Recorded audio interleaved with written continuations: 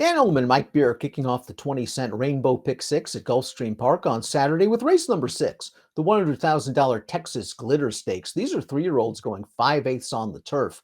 Let's take a peek at this field. The horse they're all going to have to beat's the number four, No Name Mets, making his seasonal debut for George Weaver, already a multiple stakes winner, and the beaten favorite in the Breeders' Cup Juvenile Turf Sprint, Mike, where he ran just fine. He did run fine in that race. He's an interesting case though, coming off the layoff, Dan. I mean, he was obviously pretty good as a 2-year-old. Didn't run that many fast races though.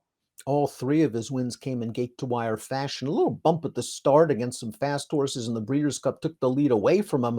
And it'll be interesting to see if he can make the front in the Texas Glitter. We throw up the Timeform US Pace Projector. Frack Dancer has been fast thus far in 2 starts over the Tapeta surface at Woodbine. But I wonder if No Name Mets breaks. I think Edgar Zayas is sending.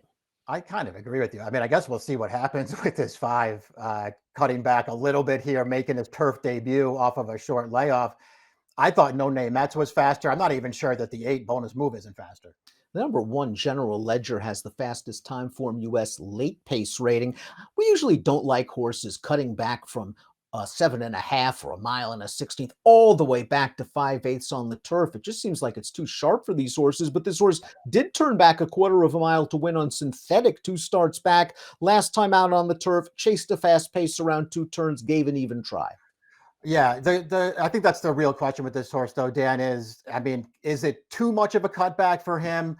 Or, and this is kind of the way that I look at him, is he just better going shorter? I mean, I think there might be a chance that he's just a better horse going shorter distances. Both turf starts around 2 turns going 7.5. He ran fine both times, but it just didn't really seem like he wanted the distance. Reef Runner began his career on dirt, but it appears he is way more effective on synthetic and turf. Here's his most recent start, his turf debut in a first-level allowance in early February. And Reef Runner parked himself in the second flight, gets to the outside, grinds it down, and he got a respectable 90 Beyer speed figure. Now, he's still got some things to learn, as you see by watching him run. He's on his left lead most of the way, but Reef Runner looks like he has some upside potential, and maybe he can tuck in behind the speeds. Yeah, he can get another good trip. He got a great trip in that race that we were just watching. He could get another good one here, and he obviously moved forward on turf last time with a decent performance there. We'll see if he can back up the 90 Beyer speed figure down. I think it's at least worth pointing out that 2 starts back, I know it was a different surface.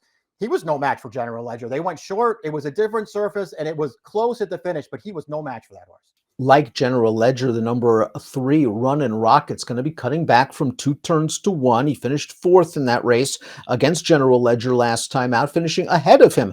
Sprinting on the turf might be what he wants as well, but again, these cut back in distance, usually these horses just get outrun early. Yeah, true enough. I mean, this is a horse who it also kind of feels like that just based on what he's done so far, particularly the 2 turf races, he's just going to have to improve, and he's going to have to improve quite a bit if he's going to beat this field. No Name Mets went into the Breeders' Cup Juvenile Turf Sprint as the horse to beat. He was bumped at the start, but after that, I thought Irad gave him a very good trip. He was able to save ground. He got to the outside. He was running on at the end. He just wasn't good enough on that day. You can make the argument that if he moves forward as a 3-year-old and is bigger and stronger over the winter, he's going to be too good for this field. But I guess there's also a chance he was one of those early 2-year-olds, and they've caught up to him. Something you definitely have to keep in mind. I think the most interesting thing about his Breeders' Cup race then is that he was the favorite. I was shocked that he was favored in that race, but he ran fine. He didn't have an excuse that day. He just wasn't quite good enough. Nothing wrong with that performance. But it's not like this is a super easy spot for him here, Dan. There are some good horses in this race, and he probably will have to move forward a little bit. The 5 Frack Dancer was speedy and precocious at Woodbine as a 2-year-old, winning both of his starts in gate-to-wire fashion, including this race, the Clarendon Stakes for Ontario bred or sired on December the 2nd, where he got involved in a speed duel from the start, and he keeps on going, and he keeps on fighting, and he had to go pretty fast, 22-2, 45-1 in order to do it. Now, he's going to be making his turf debut here. There's enough turf, I think, in this family. I think it's Unbridled Sydney's family. That horse was a good turf sprinter to make me think he'll handle it. Yeah, I mean, I guess the surface which would probably be the least of my worries, Dan. It's just a question of whether, listen, does he first of all need to be involved early, because that might not work against this field, and is he just going to be as good or take a little bit of a step forward here? on the surface. I'm not like way against him, but I don't think I'm going to be betting him against this field. Breezing a bullet in 46 and change make me think he's on tilt and that he's going to be sent out of there. And maybe this pace gets hot and maybe that works for another cutback. The 6, A.G. Diamond, who scored going a mile at Tampa Bay last time out in this race. It's a maiden special weight. And A.G. Diamond was able to get a little bit of a breather on the backstretch, opened up at just the right time on the turn and held sway. Only a 53 Beyer speed figure and then listed as a vet scratch on March the 6th. So there are some class concerns and he might just be better at this longer distance. Pulled off an upset here with a pretty clever ride, and he's getting desperate here, but he is going to hold on going the mile. He ran fine going 5 furlongs, 2 starts back too, Dan. So we know that he can sprint, but just on paper, he's just not fast enough to beat this field, and I doubt he makes the lead this time.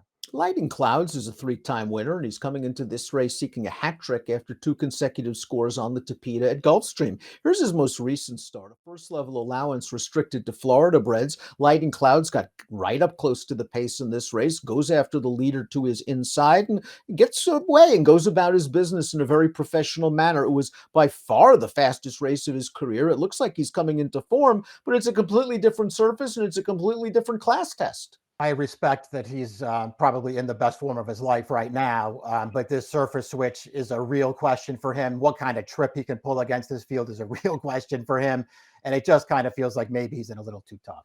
Curious as to your thoughts on the 8 Bonus Move, who began his career on dirt, showed speed both times and tired, and then did this in his turf debut. Very visually impressive. Now, he broke from an outside post. He was able to clear to the lead. Some of the other speeds to the inside experienced some bumping in the first quarter that might have helped him. And this horse, Mike, didn't have to go as fast as perhaps a horse like No Name Mets would make him go on Saturday. But this is a likable maiden win. I agree with all of it. I mean, he did, and all things considered, he had the best of it here. He made the lead. They didn't really push him early. That being said, there was never a point where it looked like they were going to beat this horse, and he sprinted through the stretch. I was really impressed, and what I like about him even more than that, his first 2 starts were on dirt. He was good in both of those races too. He's got pedigree. He's got talent. He's drawn outside, which isn't a problem. Source is super dangerous in here.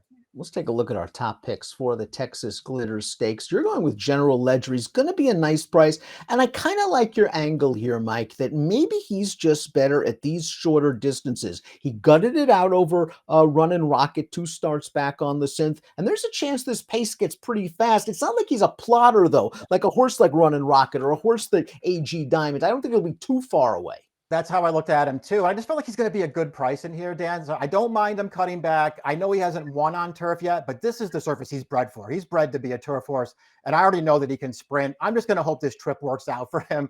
I'm kind of against No Name Mets. I like your horse Bonus Move, but I put him second because General Ledger is going to be a better price. We're going to learn a lot more about Bonus Move, whether he can step with this sort of caliber, whether he can deal with this kind of pace heat. He's going to be close to this fast pace, but he'll be in it turning for home, and he sure looked good in that maiden win. 1842 for Mike, 8247 for me. It's No Name Mets' seasonal debut in the Texas Glitter at Gulfstream on Saturday. Best of luck.